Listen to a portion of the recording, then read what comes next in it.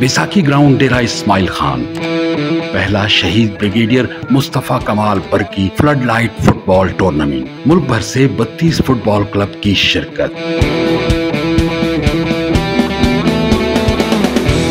हमारी फोर्सेस की, पाक आर्मी की लाजवाल कुर्बानियों के बाद, अमन आने के बाद आज हमारे मैदान आबाद हैं।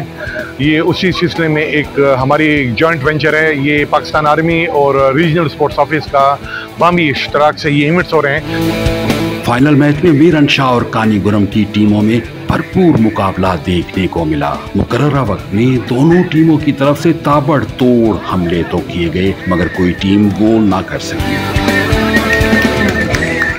पेनल्टी किक्स पर कानीगुरम टीम ने मीरन शाह की टीम को 3 के मुकाबले में 4 गोलों से शिकस्त दे दी। फाइनल मैच के मेहमानाने खुसूसी station commander brigadier Mohammad Rashid Khan और डिप्टी कमिश्नर मंसूर अरशद थे। कामयाब टीमों में ट्रॉफियां और इनामात तकसीम किए गए। डिप्टी कमिश्नर मंसूर अरशद ने डेरा इस्माइल खान में जारी खेलों के मुकाबलों को शोहदा से मंसूब करते हुए बताया, हमारी खुशियां इन शोहदा की बेशबहा कुर्बानियों की मरहून मिन्नत है। शहीदों का खून जो है, उनकी लाली से इस मुल्क में खुशियां हैं, खुशहालियां हैं जिधर भी है। तो मेरे ख्याल में हम अपने ना शोहदा को ना भूल सकते हैं और ना भूलने देंगे।